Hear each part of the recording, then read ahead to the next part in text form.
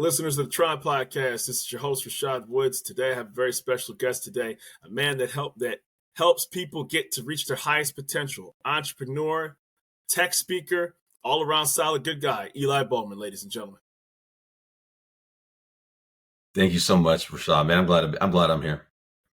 I'm excited, man. You know, you really have a very inspiring story that comes from a pure place because you help inspire people and get people who are stuck, who are trying to get to that next level and don't have a way out of it. So can you tell your story of how you got into that field of work?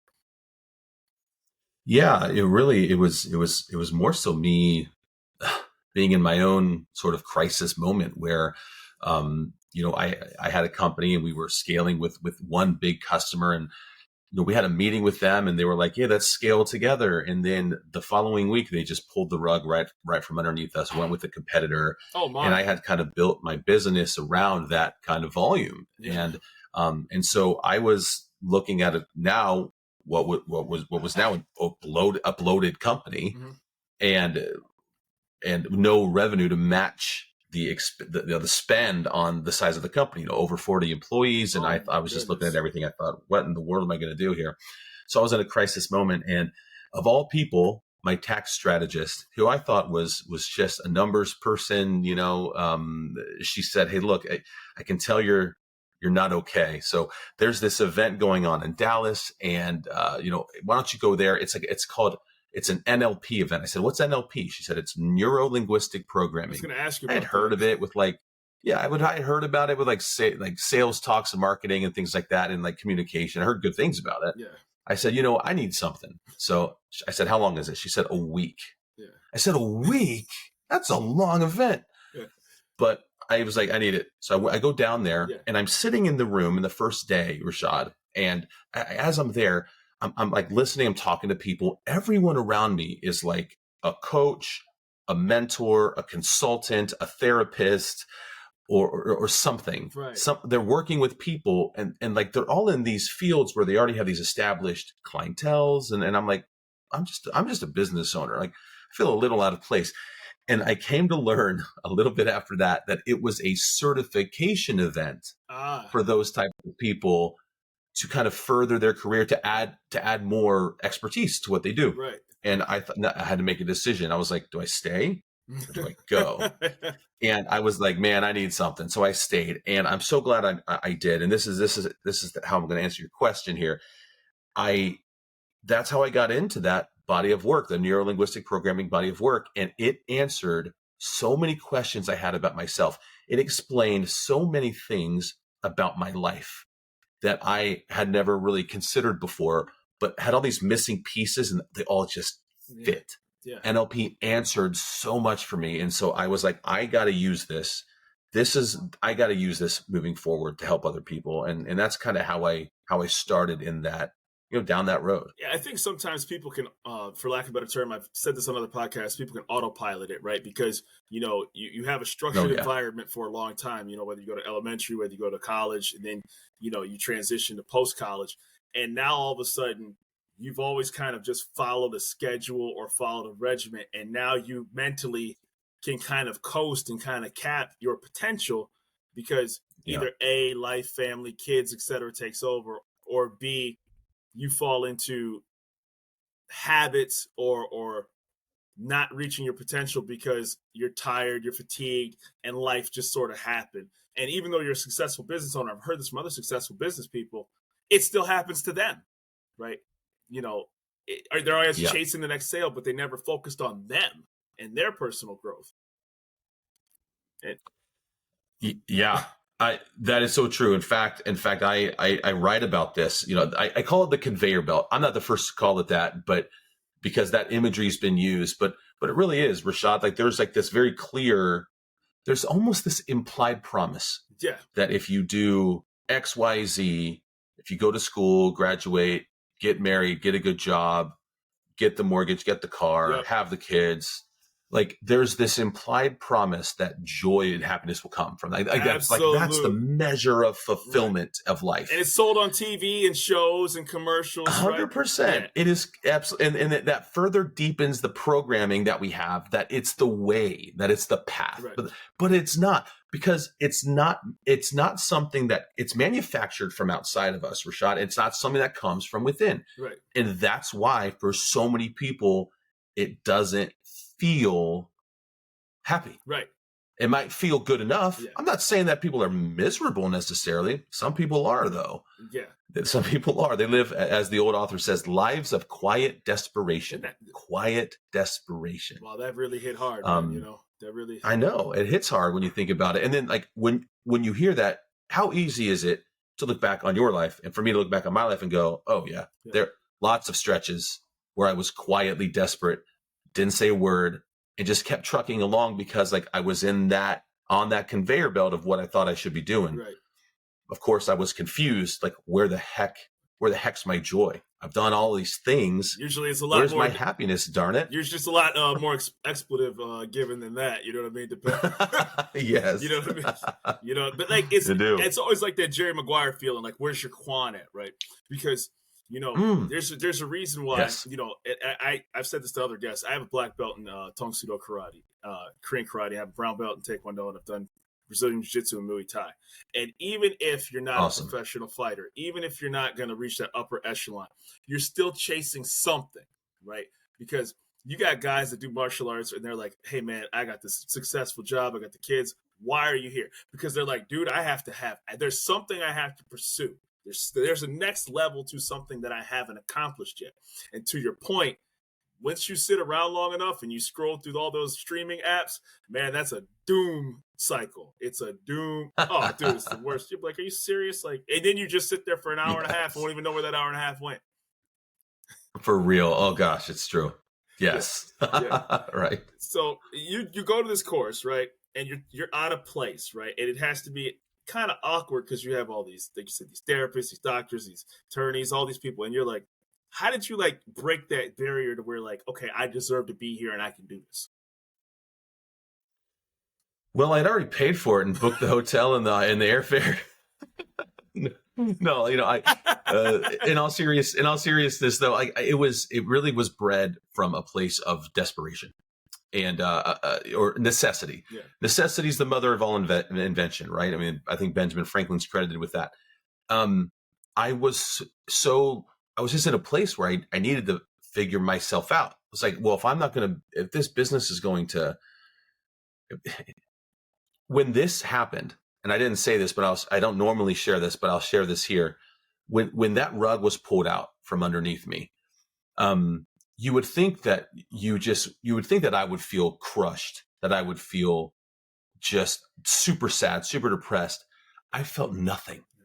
I felt numb, just numb. Yeah. And I wondered why that was. That was part of the reason I kind of went into a crisis moment, right? Because instead of feeling destroyed, like who I was as like instead of my identity being completely dismantled, I just felt nothing. And in fact, there were echoes, Rashad, of relief. Yeah. Echoes of relief. Yeah.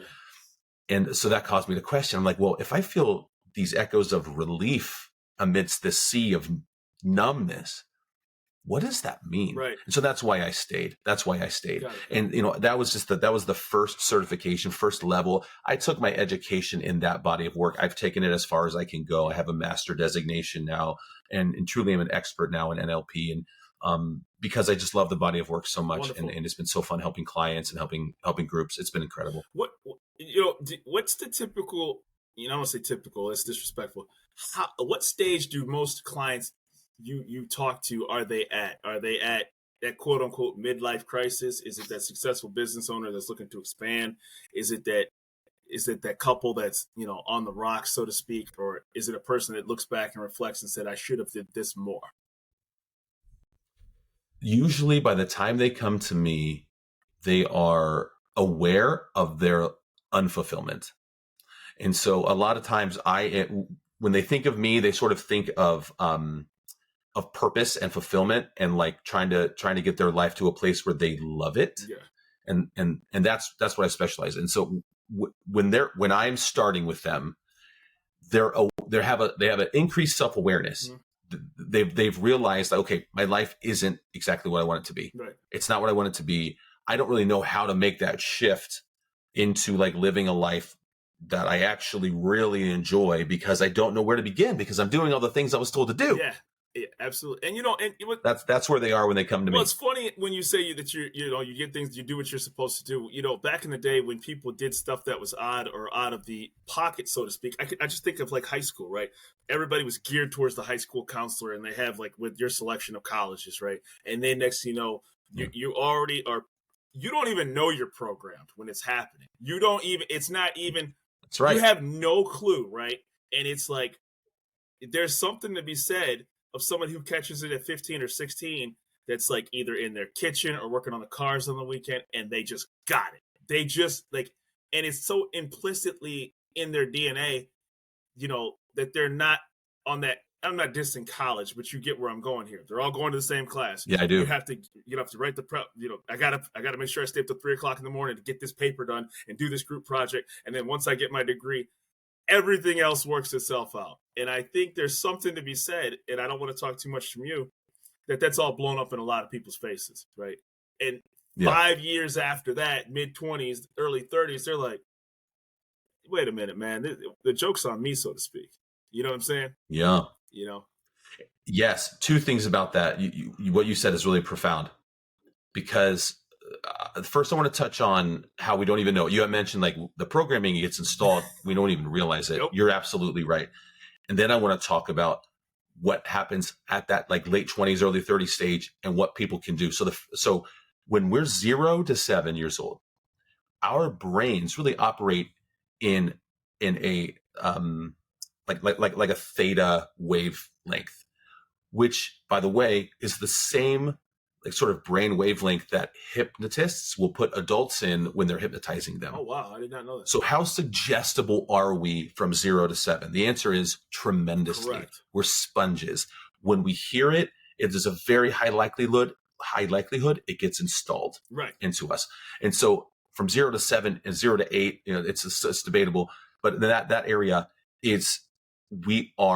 that's where the vast majority, the bulk of our deep-seated programming is made. Right. The way we see the world, the way we see kind of life, the way we see our relationships, so much of it is informed during those years.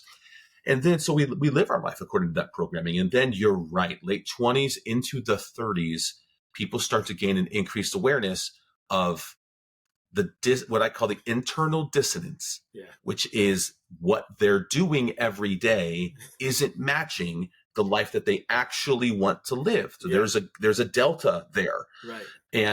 But here's what a lot of my clients were people who did the following.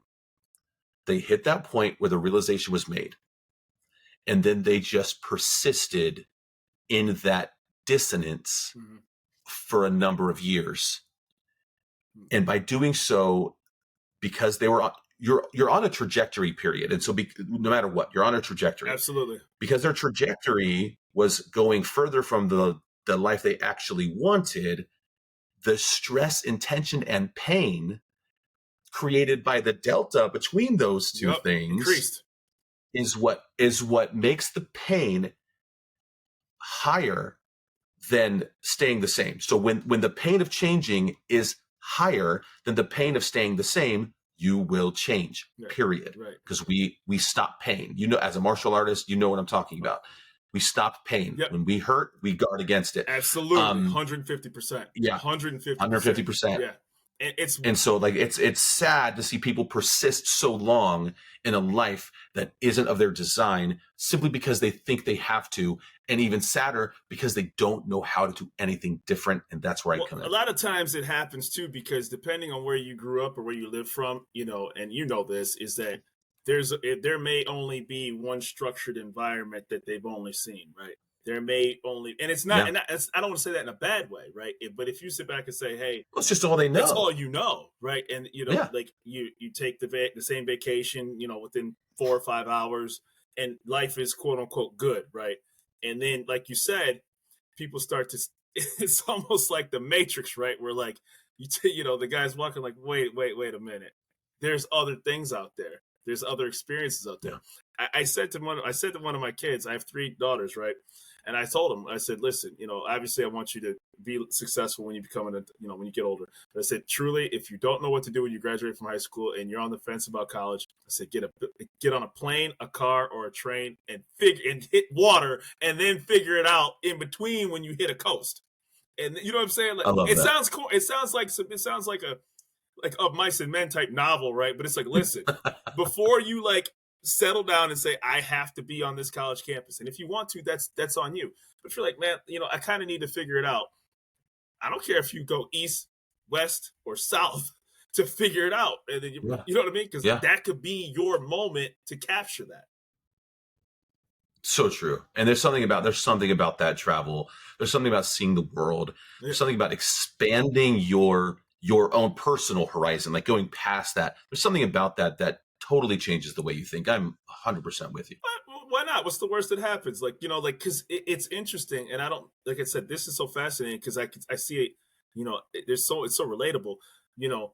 Here you are at 17, 18 years old. You graduate from high school, right? And then 3 months later, you're on a college campus. And that is, you may not mentally be ready to just be able to do that. Like, you're in your parents' basement. You know what I'm saying? Like, and then next, I'm at this college and I'm supposed to do this every single day. You're like, dude, man, like, really? Like, I spent 14 years of my life in school. And now you're telling me I got to go to school again to be valuable in life, in society. Right. That's how my values. And go into tremendous amounts of debt in order to do it. If I'm not one of the lucky ones that has a totally full ride. Right. And I and I don't run a 4.4. I can't dunk a basketball, and I can't, and God bless the people that can, right? So like, sure. You start becoming that number, right? And being that number, and I'm sure you've heard people that say that. I realize that I'm just a number, and so how have you turned that to positives for people once they reach that inflection point, so to speak? Well, I think it starts with like me being able to even speak to that myself. I feel like a good friend of mine, Rory Vaden, he says this. He says, "You are best positioned to help the person you once were." Oh, snaps. And I think about who I once was, and I went to college. I graduated from the business school at the Ohio State University. Yeah. Worked in corporate finance, and was straight conveyor belted, like to the max. And then when I was in corporate America, I would work long hours. I would come home and just in time for dinner, catch a little bit of time with my kids, go back to work because they did not let us have laptops back then, and go back to the office until about 12, come back, sleep, wake up, do it all over again. Yeah. And so when someone comes to me and they're like, hey, like I'm starting to realize that I'm sort of stuck in this, what Kiyosaki calls the rat race. You're like, yeah. I'm like, look, I've been there. I know what it feels like. I know what it feels like to just, you don't even know when it ends. You just think, oh, there's a career ladder where I work. And that's just, you're just oriented to like, how do I increase my ranking in the company? And therefore, how do I increase my income within this ecosystem of this corporation? And man, it's just, talk about needing to go to the coast. that narrow-mindedness, that tunnel vision is going to, it's not going to, I would say most of the time, almost all the time, it's not going to result in a life of total fulfillment, because it's just not a life of your design. You're playing by the rules of someone else's game. You can only do that so long, Rashad, until there's that inner dissonance and that delta, that pain of the life you really, really, truly want to live, and the life you're actually living, that's going to start rearing its head pretty quick. Well, I think also what happens too is like, I've had the fortunate distinction of talking to a lot of, a wide variety of people. So, I've talked to people who are professional musicians, right? And one thing that, and I say this, imagine back in, maybe it's better now, I don't know enough to speak on it, but tell your parents, hey, I'm going to play music for a living, right? And you're not, they automatically have in their head the starving artist that's, on the corner, of course, or in the subway station, or you're gonna write poetry and make money off. Like, how are you gonna live off that? Just do this instead. So it comes from, I guess, a place of nurturing, but it's also come from a place of a little bit of a safety net sort of thing, where just go where it's safe. Don't go past this certain level in the pool, because you might. They tell you can drown in a feet of water, right? So like, it comes from a place of purity, of helpfulness, but it also comes from a place of hindrance, because I want to see what you didn't do, what wasn't shown to me. Mm-hmm. Yeah. Gosh, this reminds Gary Vaynerchuk. I don't think anyone preaches this louder from the rooftops than Gary V. He talks about the impact your parents have on you. Now, Gary V is not trained in NLP, but he's on to something. Yeah. He's right, because we so often are crippled by the expectations of our parents. But here's the rub, man. Yeah. Here's where it gets tricky. As parents, and you're a father, yes? Absolutely. Like, there's a base instinct to protect. And so we naturally, without even thinking about it, Rashad, we do everything we can to mitigate risk exposure for kids. 150%. Yeah, and it takes a concerted effort, even when they're young, to let them climb the thing that they could fall down from. It takes work for us to go, okay, just let them go. Yeah. Just let them climb. Because they have to fall down. Yeah. They got to skin their knee. Yeah. They got to do it. Right. It's to learn. They just won't learn otherwise. It's so funny you mentioned that, because I remember when one of my I have 3 daughters, and my middle daughter wanted to climb a certain high ride at an amusement park, and she's like 5, and I'm like, no, and she had a complete like, I can do this, and then next thing you know, you see her do it, and I'm like, I did that without even. It didn't even dawn on me, like, what if that moment hindered you with everything else you do in life, because psychologically you were told that you weren't supposed to do something that could put you in harm's way. I'm not talking about jumping off buildings and doing back. We're not talking about that. Sure. We're talking about basic, like, hey, let me see if I can climb that hill. And if I, get a couple bumps and bruises along the way, so what? Right. And yes. And what behavior how do you think that exhibits as adults? It exhibits this way: risk aversion. Yes. Why would I start that business? It's scary. It could hurt. I could fall down. All of these metaphors, right? Absolutely. Like mom and dad, warn me against risk, and that feels unsafe. So therefore, because it's unsafe, because I don't know I can't tell the outcome, I'm going to not act. Exactly. And man, that doesn't serve us. No. Because that also translates into, I'm not going to apply for that other job that probably will pay better or be better. I'm not going to, make this change in my life. I'm not going to leave this relationship, even though it's toxic and it harms me, because I don't know what's out there. Because it's safe to a degree of right. The devil, we prefer the devil we know over the devil we don't. Absolutely. And that's what we learned that as kids.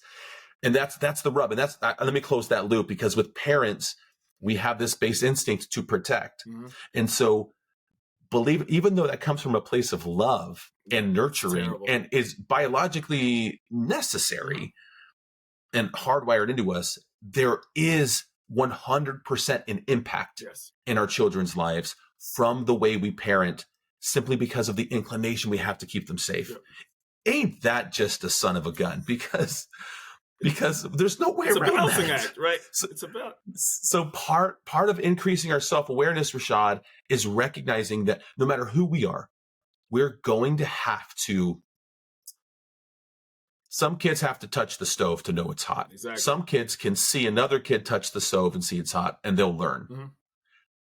I'm someone that has to touch the stove. Got to find and sometimes I have to touch it twice just to make sure it's hot, and I get burned both times. So people are like that, and at some point we're going to have to figure out, is that stove really hot? And the guy who's taking martial arts, like, man, what if I get hurt? Well, that's the point. Mm-hmm. That's the point. Like, listen, man, if you want to find out real quick, what you are and what you aren't, and nobody's for all intents and purposes, when you do martial arts, unless somebody's going to the pros, people meter themselves when it comes to training. Yeah, there's that 1 or 2 guys in there, but most people are respectful. But for all intents and purposes, if it's whether it's boxing, wrestling, karate, jiu-jitsu, I'm telling you right now, like you're gonna get choked out, you're gonna get put to sleep, you're gonna get blasted. I don't care who you are, it's going to happen. So the idea that, I don't want to get in there because I don't want to get hit. It's a metaphor for life. Step in there so that you can find out what you can take. And more importantly, you can find out how to protect yourself from getting hit that hard. Because the difference between getting hit flush and turning your head about 2 inches off to the side is a monumental difference. It's the difference between getting put to sleep. Yeah. You know what I mean? Right. It really is. This is fun, man, because, it shows that what you learned at that stage elevated you to a place of purity and be able to say, if I can do this, you sure as heck can. There is beauty in earning your stripes and taking your licks. That's how we get refined. That's how we gain wisdom.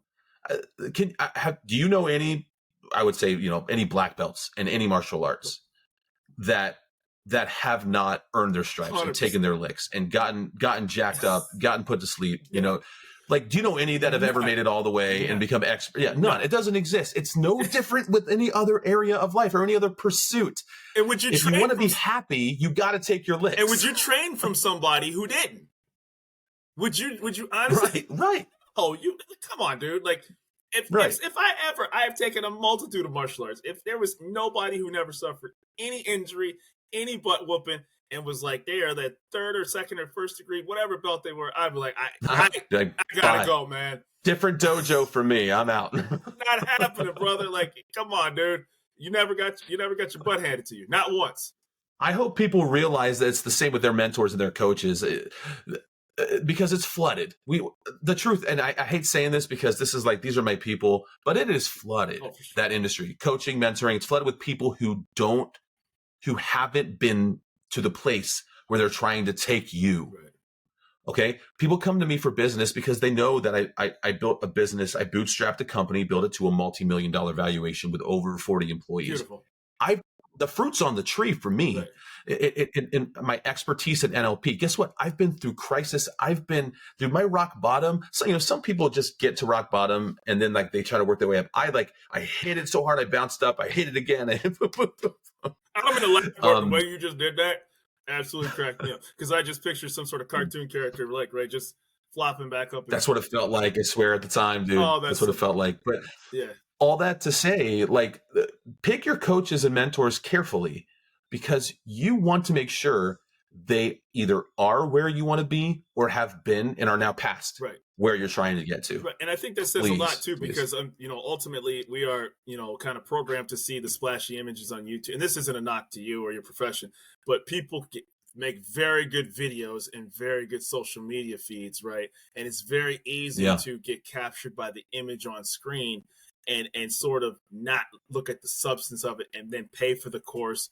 And then that person just makes money off fees of courses as opposed to actually doing something tangible for you.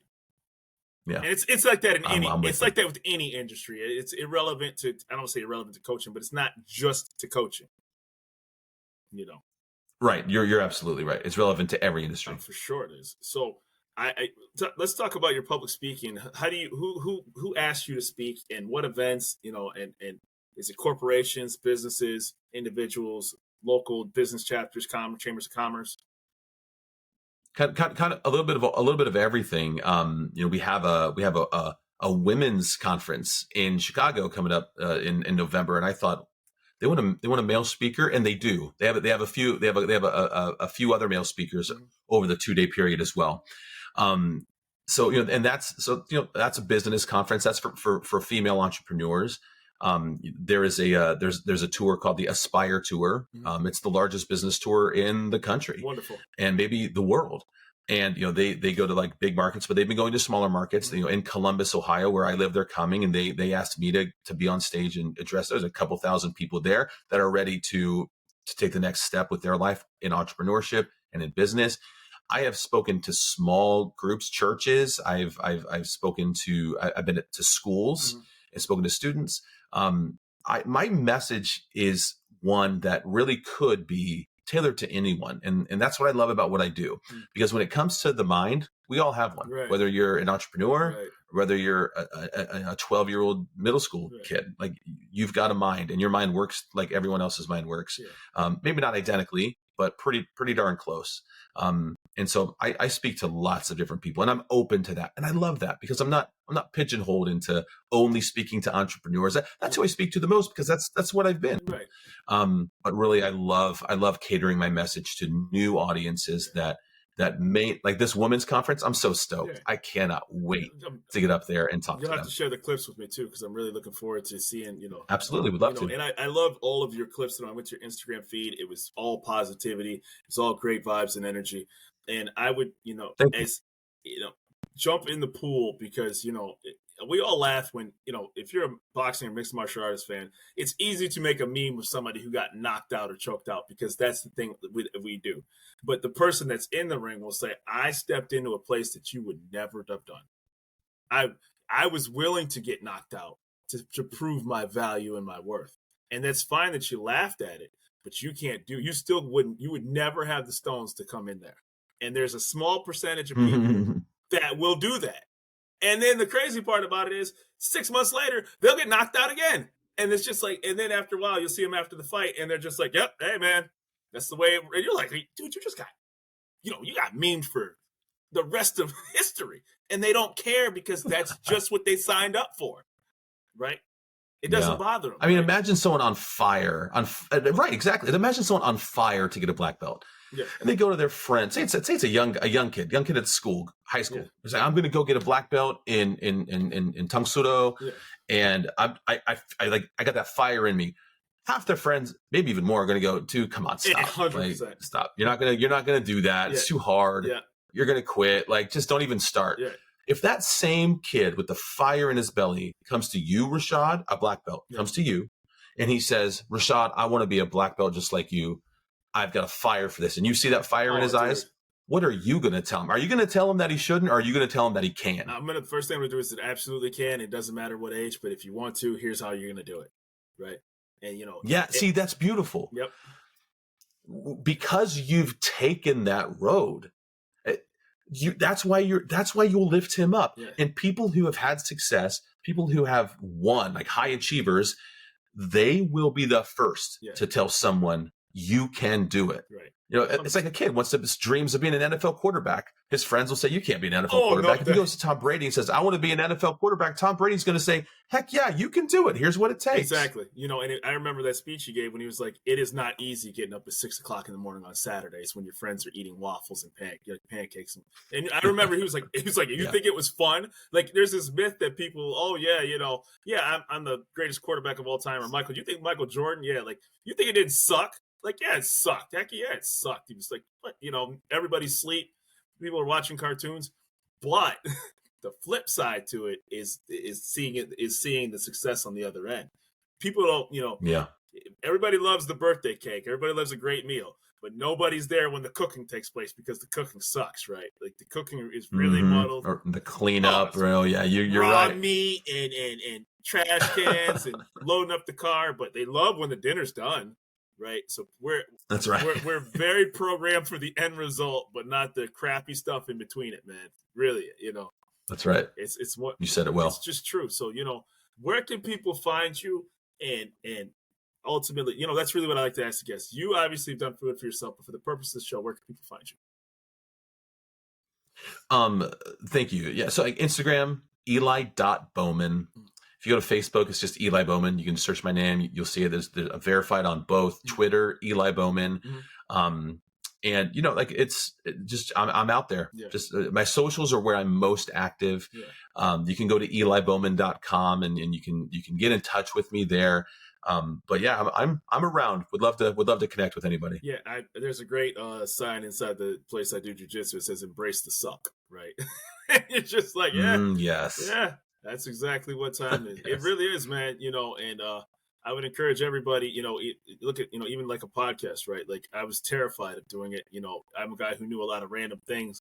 And my biggest fear was, am I good enough to get guests? And then if I get guests, am I good enough to hold a good conversation? And I got to be honest with you, I'm not going to say I'm great at it, but I've kind of at least done halfway decent enough to keep getting people coming on there. So, dude, this was a great conversation. I'm so glad I came on. Man, this was awesome. I love connecting with guys like you, man, or people like you as well, too, because I think that human potential and it's almost like the movie Gattaca, right? Like, look at Ethan. I don't know if you've ever seen that movie, right? Ethan Hawke. Yeah. Right? The guy, for people who haven't seen it, it's a great movie where people were genetically engineered. So good. People were genetically engineered. He wasn't, and he still had to get where he needed to get, right?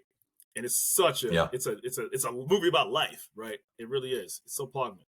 So 100%. I love that movie. That's a great map across. It's a fantastic film. So I appreciate you, brother, and like I said, all the best wishes to your continued success. Thanks, Rashad. Appreciate it, man. Anytime. That was a blast.